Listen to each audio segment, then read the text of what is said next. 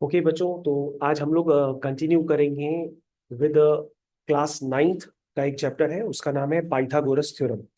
तो Pythagoras theorem ICSC understanding mathematics की book है। आपको ये वाली बुक ओपन करनी है। आईसीएससी अंडरस्टैंडिंग मैथमेटिक्स, ये वाली बुक आपको मैंने शो कर दी है।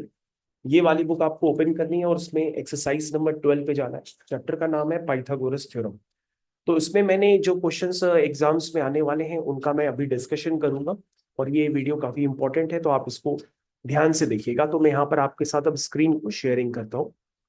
तो यहाँ पे बच्चों मैं स्क्रीन आपके साथ अब शेयर कर रहा हूँ फाइनली। ये स्क्रीन मैंने आपके साथ शेयर कर दी है। और अब मैंने आईपैड की स्क्रीन भी आपके साथ फाइनली शेयर कर दी है। तो सबसे पहले बच्चों आपको देखना होगा कि इसमें पहला क्वेश्चन क्या लिखा है। उसमें लिखा है length of sides of a triangle are given below, determine which of them are right triangle. चलिए बच्चों, in case of right triangle write the length of the hypotenuse. तो बच्चों ध्यान से देखते हैं, हमारे पास फर्स्ट क्वेश्चन है।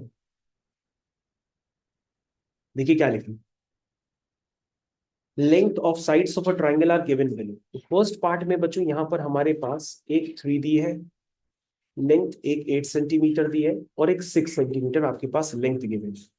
और हमसे पूछा जा रहा है इनमें कौन सा ट्रायंगल राइट एंगल ट्रायंगल हो सकता है। अगर हो सकता है तो बताओ उसमें हाइपोटेनियस क्या होगा। तो बच्चों अगर हमको चेक करना है कि यहाँ पर अगर राइट एंगल ट्रायंगल होगा, तो इसमें राइट एंगल ट्रायंगल में ये होता है। मान लीजिए आपने एक राइट एंगल ट्रायंगल क्रिएट कर लिया। वैसे आपको पता होना चाहिए कि ए के सामने वाली साइड्स को स्मॉल ए कहते हैं, बी के सामने वाली साइड को स्मॉल बी कहते हैं और सी एंगल के सामने वाली साइड को स्मॉल सी कहते हैं। ये भी नोटेशंस बच्चों आप समझ लीजिए। एंगल ए के सामने वाली साइड को स्मॉल ए कहते हैं, एंगल बी के सामने वाली साइड को स्मॉल बी कहते हैं, एंगल सी के सामने वाली साइड को स्मॉल सी कहते हैं। ये बात आपको समझ में आनी चाहिए। अब बच्चों अगर बात ये आपको क्लियर हो जाती है तो आपको फिर और बातें भी समझनी होंगी कि क्या हाइपोटेनियस का square is equal to other two sides के सम के स्क्वायर के बराबर है कि नहीं। तो बच्चों आपको इन तीनों लेंथ को देख करके ये समझ में आनी चाहिए कि इसमें जो सबसे बड़ी लेंथ है वो 8 है। तो आप चेक करो क्या 8 का square is equal to 3 square plus 6 square के इक्वल है। अगर है तो ये पाइथागोरस थ्योरम को फॉलो करता है। और इसमें जो 8 सेंटीमीटर हो जाएगी वो उसकी हाइपोटेनियस की लेंथ हो जाएगी। तो बच्चे ये कितना होता है 64 होता है, ये कितना होता है 9 होता है और ये 36 होता है। तो बच्चों जब आप इस कैलकुलेशन को करोगे तो ये आ जाएगा 45 इज नॉट इक्वल टू 62। इसका मतलब जो पहला आपके पास ट्रिपलेट गिवन है वो किसी भी तरह से पाइथागोरस थ्योरम को फॉलो नहीं करता है। जब फॉलो ही नहीं करेगा तो यहाँ पे राइट एंगल ट्रायंगल नहीं बनेगा। राइट एंगल ट्रायंगल नहीं बनेगा तो हम उसमें हाइपोटेनियस नहीं बता पाएंगे। तो ये आपका फर्स्ट केस हो गया। तो फर्स्ट केस में ये तीनों साइड्स मिल करके हाइपोटेनियस नहीं दे पाएंगी क्योंकि राइट एंगल ट्रायंगल का फॉर्मेशन ही नहीं हुआ है।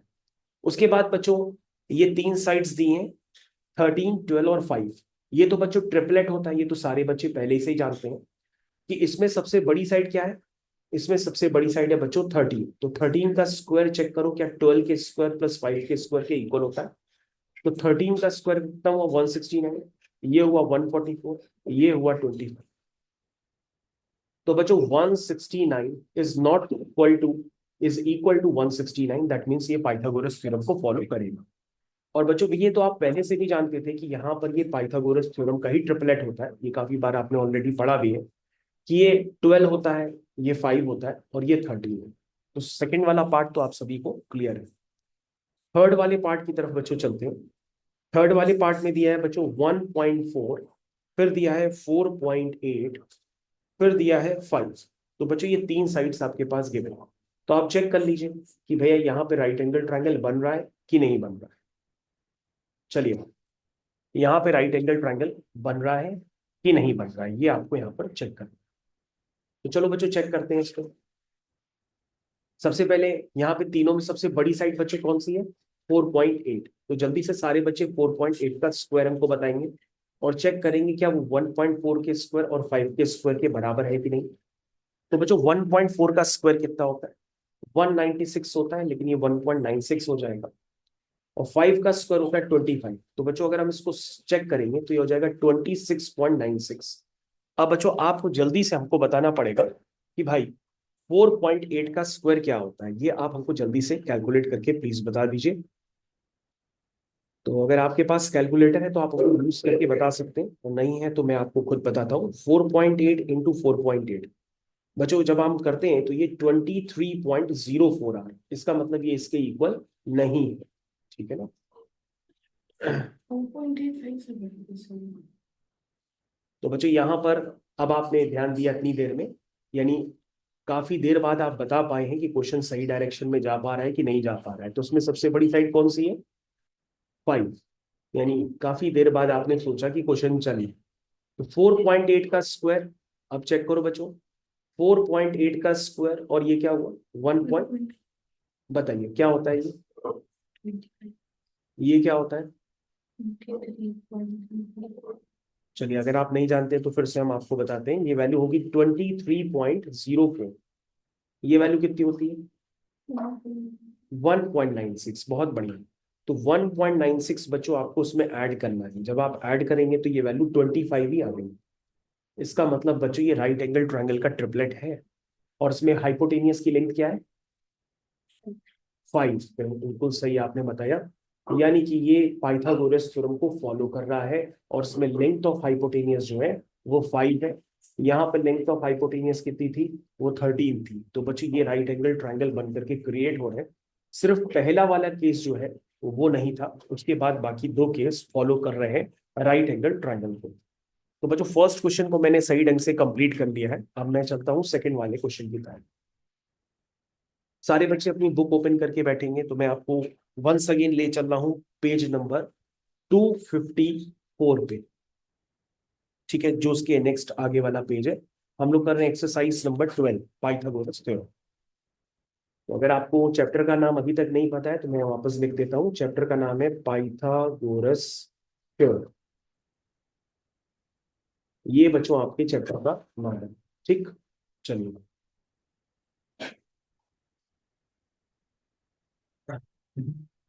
देखिए क्या लिखा है इसमें। इसमें लिखा है foot of a 10 metre long ladder leaning against a vertical wall. तो बच्चों ये आपकी वर्टिकल वॉल हो गई, foot of a 10 metre long ladder. तो बच्चों 10 मीटर एक लंबी सीढ़ी है, leaning against a vertical wall is 6 metre away from the base of the wall. हाँ तो बताइए इसमें, चलिए मैं आपसे ही लेंथ पूछ लेता हूँ, बताइए लेंथ क्या क्या रखनी है? 10, हाइपोटेनियस 10, 6 बेस होगा।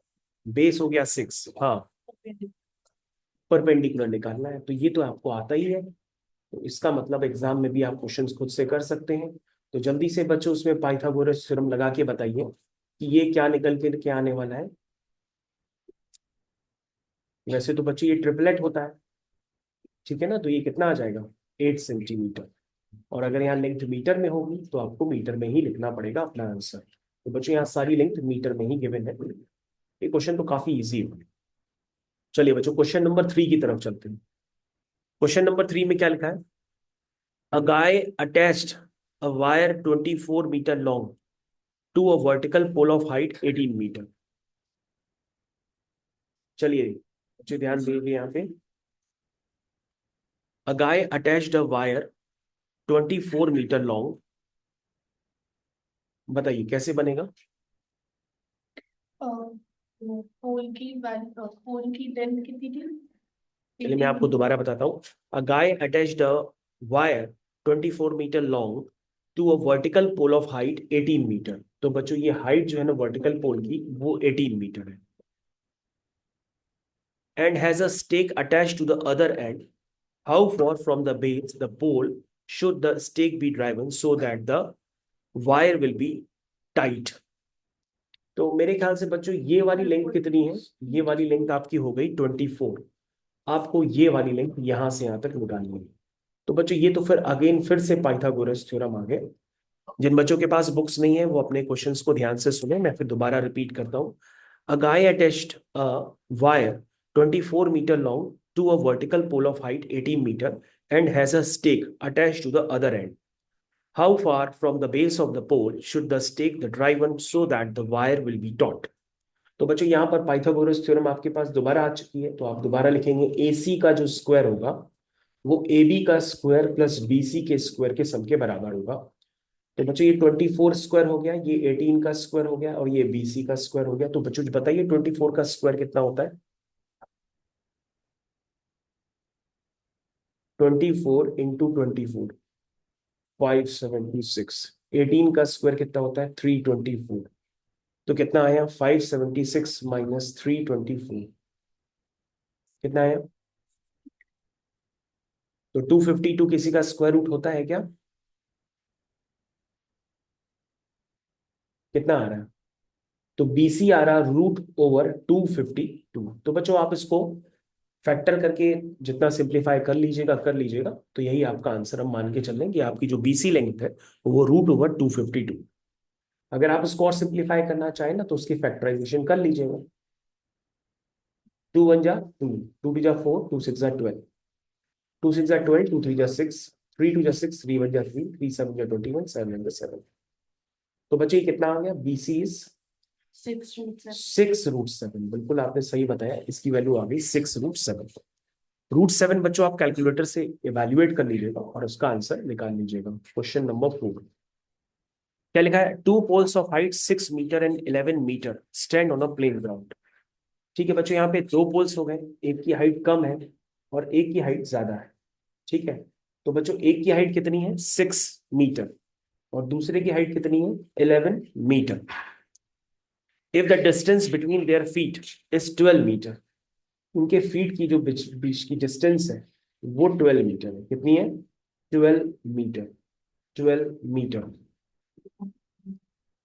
ठीक है, if the distance between their feet is 12 metre, find the distance between their tops। तो बच्चों उनके टॉप्स के बीच की डिस्टेंस निकालनी है, यानी ये वाली डिस्टेंस निकालनी है जो मैंने अभी आपको मार्क करके दी है, ये वाली डिस्टेंस। जल्दी से बताइए कितनी आएंगी। कहोगे सर ये 6 है यहां से यहां तक, तो सर ये भी 6 होगा यहां से यहां तक। तो सर 11 माइनस 6 कितना हुआ? ये 5 हो गया, है ना? क्योंकि बच्चों ये वाली जो पूरी लेंथ है ना, ये पूरी लेंथ कितनी थी बड़े वाले पोल की? 11 मीटर थी। लेकिन आपने बाय कंस्ट्रक्शन पहचान लिया, तो हमारे पास बच्चों यहाँ पर एक ट्रायंगल क्रिएट हो गया फाइनली। उस ट्रायंगल को ध्यान से देखेंगे तो वो ट्रायंगल है AED। समझ में आया? तो बच्चों इस ट्रायंगल को देख करके तो आप AD लेंथ तुरंत ही बता सकते हैं, क्योंकि आप किस ट्रायंगल में लगाएंगे Pythagoras theorem? In triangle AED, जहां पर एंगल E कितना है? 90 डिग्री है। तो यहाँ पर आप डायरेक्टली बता सकते हो कि भाई AD का स्क्वायर किसके बराबर होगा?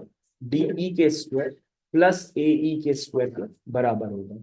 तो बच्चों जल्दी से बता दीजिए, जो AD आएगा वो कितना आएगा? 13 निकल करके आने वाला है। ठीक है, तो बच्चों ये तो पहले से ही आप जानते थे फर्स्ट क्वेश्चन में कि 5 12 और 13 का ट्रिपलेट भी होता है, तो आपने इसको सफलतापूर्वक कर लिया। क्वेश्चन नंबर 5 देखिए क्या लिखा है। लिखा है in a right angle triangle if the hypotenuse is 20 centimetre. चलिए बच्चों फिफ्थ वाले क्वेश्चन में आ चुके हैं आपके पास। फिफ्थ वाले क्वेश्चन में लिखा है आपके पास बच्चों, फिफ्थ वाले क्वेश्चन में लिखा है कि जो हाइपोटेनियस है वो आपकी 20 सेंटीमीटर है and the ratio of other two sides is 4:3। इसका मतलब ये 4x हो गया और ये 3x हो गया। तो बच्चों यहाँ पे क्या पूछ रहा है? यहाँ पे आपसे पूछा जा रहा है कि अदर साइड्स आपको निकालनी है, दैट मीन्स आपको AB निकालनी है और BC निकालनी है। कैसे निकालेंगे? तैयारी करिए। तो बच्चों यहाँ पर आप कहेंगे कि जो AB का स्क्वायर होगा प्लस BC का स्क्वायर होगा वो AC के स्क्वायर के बराबर होगा। तो AB का स्क्वायर बच्चों कितना है? 16x²। BC का स्क्वायर कितना है? 9x² इज इक्वल टू कितना हो जाएगा? 20 का स्क्वायर। ठीक, तो बच्चों ये कितना हो गया? 25x² इज इक्वल टू कितना आया? 20 का स्क्वायर। 20 का स्क्वायर होता है बच्चों 400। बिल्कुल सही बताया आपने। तो बच्चों यहाँ से x² कितना आएगा? 400/25 कितना होता है? 16 होता है। तो बच्चों यहाँ से x की वैल्यू कितनी आ जाएगी? बच्चों स्क्वायर रूट ऑफ 16 16 नहीं होता, स्क्वायर रूट ऑफ 16 होता है 4। ठीक, तो बच्चों AB कितना है? AB हो गया आपका 4x, x यानी कि 8 सेंटीमीटर। और BC भी आपको निकालना है, वो हो गया 3x, x हो गया 3 × 4 यानी कि 12 सेंटीमीटर। तो ये बच्चों आपका फाइनली क्वेश्चन खत्म, क्वेश्चन हो गया।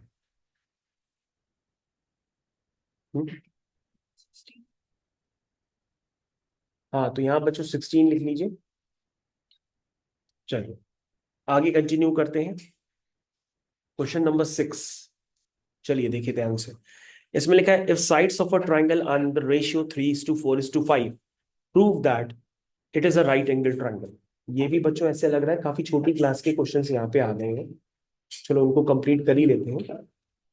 कह रहा है कि जो साइड्स का रेशियो है वो है 3:4:5, यानी एक है 3x, एक है 4x और तीसरी है 5x, ऐसे समझ लो। तो बच्चों जब आप देखोगे तो आपको 3x 4x 5x कहाँ नजर आएंगे, ये 3x, ये 4x और ये 5x। आपको प्रूफ करना है ये राइट एंगल ट्राइंगल फॉर्म करते हैं। अगर फॉर्म करेंगे तो 5x का जो स्क्वायर होगा वो 3x के स्क्वायर के प्लस 4x के स्क्वायर के सम के बराबर होगा। तो बच्चों ये हो गया 25x², ये हो गया 9x², ये हो गया 16x²। और बच्चों अगर आप देखेंगे तो 25x² जो है वो 25x² के बराबर आ रहा है। दैट मीन्स ये क्या हो गया, ये प्रूफ हो गया कि ये ट्राइंगल क्या है, राइट एंगल ट्राइंगल है। ठीक है, मेरे ख्याल से आप सभी लोग समझ गए। क्वेश्चन नंबर 7 की तरफ चल दो। क्वेश्चन नंबर 7 में क्या गिवन है, लिखा है for a going to a city B from, लिखा है for going to a city B from city A there is a route via city C such that A C is perpendicular to C B. क्या कह रहा है, A C is perpendicular to C B. जरा बना लो, ये ए सी हो गया और परपेंडिकुलर हो गया सी बी के। तो ए सी बी, तो कह रहा है for going to city B from city A there is a route via C such that AC is perpendicular to CB. AC is 2x, CB is 2x plus 7, 2 times x plus 7। ये सारी distances बच्चों kilometre में है, 2x भी kilometre में है, 2 times x plus 7 वो भी किलोमीटर में है। It is proposed to construct a 26 kilometer highway which directly connects to two cities A and B। ठीक है, it is proposed to construct a 26 kilometer highway which directly connects to two cities A and B। तो बच्चों ये हो गया 26 kilometre. कह रहा है find how much distance will be saved in reaching city B from city A after the construction of highway। तो मेरी बात समझो बच्चों, जब ये हाईवे नहीं बना था तब लोग कैसे जाते थे, तब लोग पहले ए से सी जाते थे और फिर सी से बी जाते थे। लेकिन बच्चों जब हाईवे बन गया तो लोगों ने शॉर्टेस्ट डिस्टेंस को फॉलो किया। तो शॉर्टेस्ट डिस्टेंस क्या होगी, ए बी। वही बच्चों ए बी डिस्टेंस आपको निकालनी है। फिर से रिपीट करते हैं बच्चों, ये पहले हाईवे नहीं बना था तो लोग कैसे जाते थे बी तक, पहले ए से सी जाते थे फिर सी से बी जाते थे। लेकिन जैसे ही बन गया हाईवे तो डायरेक्टली लोग ए से बी पहुंच गए। तो यही इसका पूछना है कि वो शॉर्टेस्ट डिस्टेंस ए बी कितनी है, यही आपसे पूछा जा रहा है। तो तुम कहोगे सर ये बहुत आसान सा क्वेश्चन है, इसमें सीधा सीधा दिख रहा है कि हम पाइथागोरस थ्योरम लगा सकते हैं। तो आप ऐसे लिखेंगे, in triangle A C B angle C is equal to 90 degree. करना स्टार्ट करिए, कैसे लिखेंगे, हाइपोटेनियस का square is equal to base का स्क्वायर प्लस परपेंडिकुलर का स्क्वायर। तो हाइपोटेनियस बच्चों कितना है 26, तो ये हो गया 26 का स्क्वायर। ये बच्चों हो गया 2x, ये हो गया 2x का स्क्वायर। ये बच्चों कितना है 2 टाइम्स x प्लस 7 का होल स्क्वायर। तो बच्चों यहाँ पर थोड़ा सा आपको कैलकुलेशन पे बेहद ध्यान देना पड़ेगा। बताइए 26 का स्क्वायर कितना होता है, 676। Very good. ये हो गया बच्चों 4x²। और बच्चों ये हो गया 2 का स्क्वायर। बच्चों 2 को चाहे x प्लस 7 से मल्टीप्लाई कर दो, तुम्हारा मन। और नहीं मल्टीप्लाई करना चाहते हो तो इसको ऐसे लिख लो, 2 का स्क्वायर हो गया 4 और फिर x प्लस 7 का भी स्क्वायर हो गया।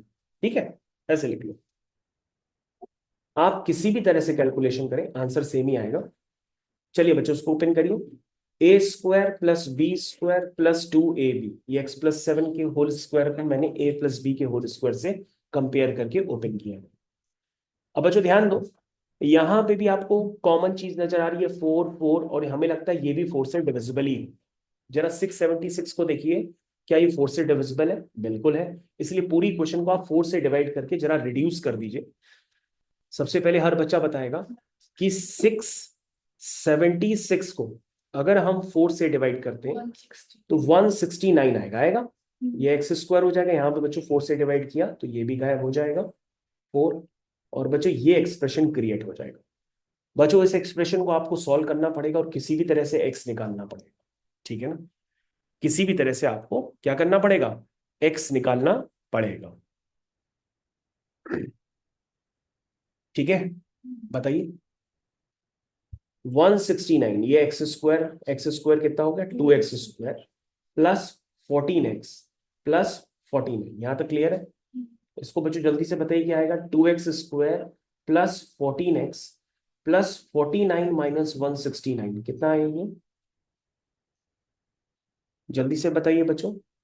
169 में से 49 माइनस कर दीजिए, 120 आएगा ना। तो ये हो गया 2x square plus 14x minus का 120 इक्वल टू 0। अब बच्चों क्या करो, उस पूरी इक्वेशन को 2 से डिवाइड कर दें। तो जैसे ही 2 से डिवाइड करेंगे तो ये हो जाएगा 2 7 जा 14 और ये हो गया 2 6 जा 12, 0 इक्वल टू 0। बच्चों इसके फैक्टर आपको बताने पड़ेंगे, प्लीज आप हमको किसी भी तरह से इसके फैक्टर करना जरा सिखा दीजिए। क्या आएगा, 60 के ऐसे फैक्टर करने हैं ताकि 7 आ जाए।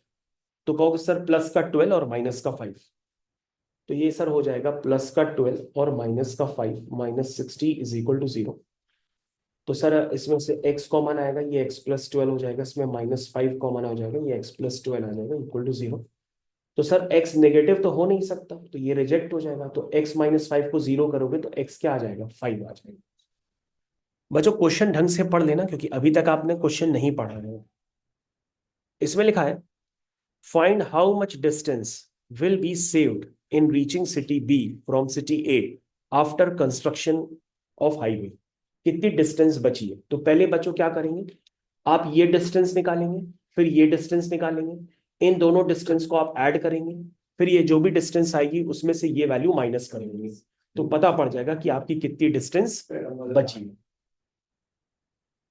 चलिए बच्चों, तो जल्दी से आप AC बताइए कितना होगा। AC था 2 × x, तो 2 × x कितना हुआ, तो 2 × 5 होता है 10 किलोमीटर। ठीक, कोई बात नहीं। उसके बाद बताइए बच्चों BC जल्दी से। BC क्या है, 2 टाइम्स x प्लस 7, तो बच्चों x 5 है। कितना है ये बच्चों, 2 टाइम्स 5 प्लस 7, 5 प्लस 7 होता है 12, यानी हो गया बच्चों ये 24 किलोमीटर। तो बच्चों आपके पास AC हो गई और बच्चों आपके पास BC हो गई, ये टोटल डिस्टेंस हो गई 24 प्लस 10 कितना हुआ, 34 किलोमीटर। तो बच्चों अब शॉर्टेस्ट पाथ से जब वो लोग जा रहे हैं तो उसमें AB की लेंथ कितनी है, कहोगे सर 26 किलोमीटर है। यानी कि हाईवे बनाने से कितनी कम डिस्टेंस ट्रेवल करनी पड़ रही है, दिस इज 34 माइनस 26, इतनी बच्चों डिस्टेंस उनको कम ट्रेवल करनी पड़ेगी। तो ये डिस्टेंस कितनी आएगी बताइए, 34 माइनस 26 कितना होता है। चलिए नहीं बता पा रहे तो कोई बात नहीं, 34 माइनस 26 ये बच्चों आएगा 8। तो बच्चों 8 किलोमीटर डिस्टेंस कम ट्रेवल करनी पड़ेगी जब हाईवे बन गया, ठीक है ना। समझ में आया बच्चों, जब ऐसे जाते थे तो 8 किलोमीटर ज्यादा डिस्टेंस ट्रेवल करनी पड़ रही है, और ऐसे जा रहे हैं तो 8 किलोमीटर कम डिस्टेंस ट्रेवल करनी पड़ रही है। इसलिए ये हाईवे बनाया गया है ताकि लोगों का समय भी बचे, पैसा भी बचे, और जो कंस्ट्रक्शन में कॉस्ट आती है वो भी बचे। ठीक,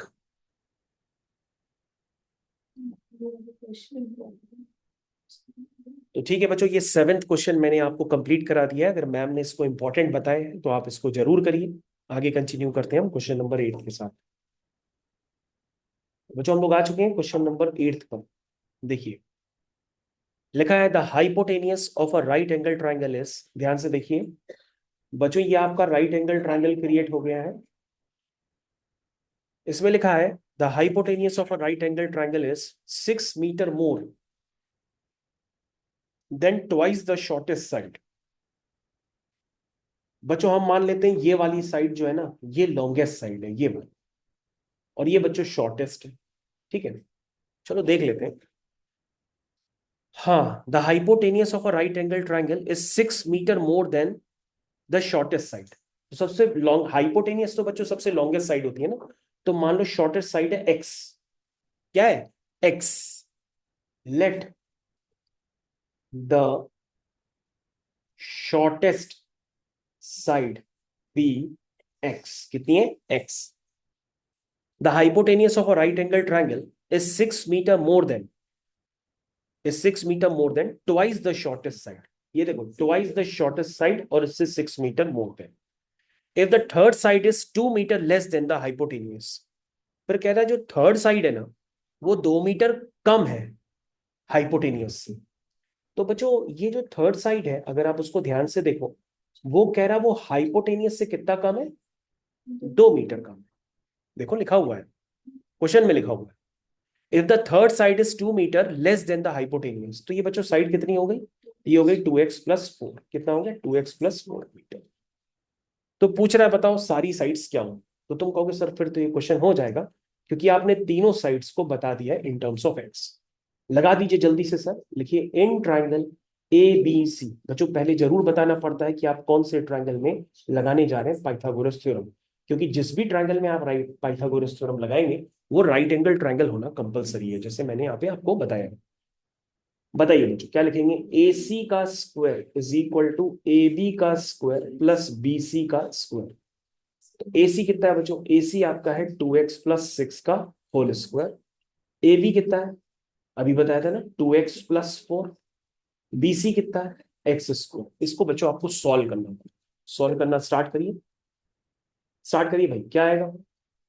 ये आएगा बच्चों 4x² प्लस 36 2 2 जा 4 4 6 जा 24x इज इक्वल टू बच्चों ये कितना होगा 4x² प्लस 16 2 2 जा 4 4 4 जा 16 16x प्लस x². क्या है तो क्लियर है बच्चों. टर्म्स जरा देखिए और हमको सिंप्लीफाई करके बताइए कि 4x² से 4x² कैंसिल हो जाएंगे. बाकी बताइए बच्चों टर्म्स. हम लोग राइट हैंड साइड पे आ जाते हैं तो आपके पास x² है 16x है उधर का 24x इधर खिसका दीजिए और उधर का 36 भी इधर खिसका के 0 कर दीजिए. तो बच्चों आपके पास फाइनल इक्वेशन आएगी x² 16 माइनस 24 माइनस का 8x और 16 माइनस 36 माइनस का 6 माइनस 6 हो गया 0 3 माइनस 1 हो गया 2. ये वैल्यू बच्चों आई 0. ठीक है बच्चों इसको सॉल्व करते हैं. 20 के ऐसे फैक्टर करिए ताकि 8 आ जाए. 4 5 जा 20 करेंगे तो 4 और 5 9 बनेंगे. 10 2 जा 20 करेंगे तो माइनस का 10 प्लस का 2 आपका काम बना देगा है ना. माइनस बच्चों आप डायरेक्ट फैक्टर भी लिख सकते हैं. क्या बताया मैंने माइनस का 10 और प्लस का 2. ये देखो बच्चों डायरेक्ट फैक्टर भी आप लिख सकते हैं इक्वल टू 0. आप चेक कर लो -10 इंटू 2 -20 आएगा. -10 इंटू 2 -20 आएगा और -10 प्लस 2 -8 आएगा.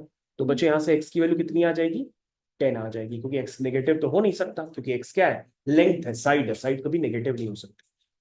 तो बच्चों x 10 आ गया इसका मतलब आपके पास BC आ. तो बच्चों जल्दी से बता दो आपके पास AC क्या होगा. वो है 2 इंटू x प्लस 6 यानी कि 26 सेंटीमीटर. जल्दी से बता दो बच्चों AB क्या होगा. AB होगा 2x प्लस 4 यानी कि 24 सेंटीमीटर. तो बच्चों ये लेंथ आपकी निकल करके आ गई है. तो क्वेश्चन नंबर 8 आपका कंप्लीट हुआ. क्वेश्चन नंबर 8 के बाद बच्चों हम लोग कंटिन्यू करते हैं क्वेश्चन नंबर 9 की तरफ. क्वेश्चन नंबर 9 की तरफ आ गए हम लोग. क्या लिखा है उसमें. उसमें लिखा है ABC is an isosceles right angle triangle at C. तो बच्चों यहां पर हमारे पास एक ट्राइंगल है ABC. ये आइसोसेलेस राइट एंगल ट्राइंगल है. इसका मतलब आइसोसेलेस का मतलब होता है कि जितनी लेंथ AB की होगी उतनी लेंथ BC होगी. और प्रॉपर्टी होती है ट्राइंगल में अगर ट्राइंगल की दो साइड्स इक्वल होती हैं. अगर ट्राइंगल की दो साइड्स इक्वल होती हैं तो उनके कॉरस्पॉन्डिंग एंगल्स भी क्या होते हैं इक्वल होते हैं. दैट मीन्स आप कह सकते हो कि अगर AB जो है BC के बराबर है दैट मीन्स एंगल A जो है वो एंगल C के बराबर है. ठीक है.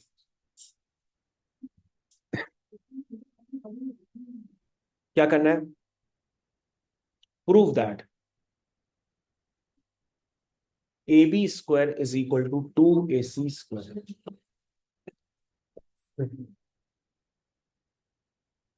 चलिए स्टार्ट करिए बच्चों, क्वेश्चन तो हो गया। क्या होती है पाइथागोरस थ्योरम, लगा दीजिए। और बच्चों आपने बताया कि जो ए बी है वो बी सी के स्क्वायर के बराबर है, तो बी सी स्क्वायर को भी आप ए बी स्क्वायर लिख सकते हैं। तो ये तो प्रूफ हो गया कि जो ए सी स्क्वायर है वो टू ए बी स्क्वायर के बराबर है।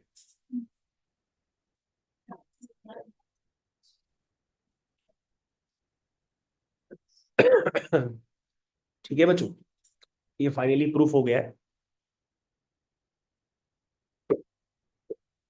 तो बच्चों डायग्राम मैंने अपने हिसाब से बनाया है, बुक में कुछ और डायग्राम बना हुआ है, तो जो आपने किया है सही है, आप बुक के अकॉर्डिंग भी डायग्राम बना के प्रूफ कर सकते हैं। ठीक है, तो बच्चों जो मैंने किया है वो सही है, लेकिन बुक में उन्होंने राइट एंगल जो है बी पे नहीं बनाए, बुक में राइट एंगल उन्होंने सी पे बनाए हैं। ठीक है ना, तो आप बुक के अकॉर्डिंग भी प्रूफ कर लीजिएगा, तो भी आपका आंसर आ जाएगा। तो क्वेश्चन नंबर 9 आपका कंप्लीट हो गया। चलिए क्वेश्चन नंबर 9 हम लोग का कंप्लीट हो गया है। तो क्वेश्चन नंबर 9 पे बाद हम लोग यहाँ पे ब्रेक लेते हैं, और उसके बाद बाकी क्वेश्चंस हमने ऑलरेडी सॉल्व किए हुए हैं, तो आप उसकी वीडियो की हेल्प से भी कर सकते हैं। ठीक है बच्चों, यहाँ पे हम लोग ब्रेक लेते हैं।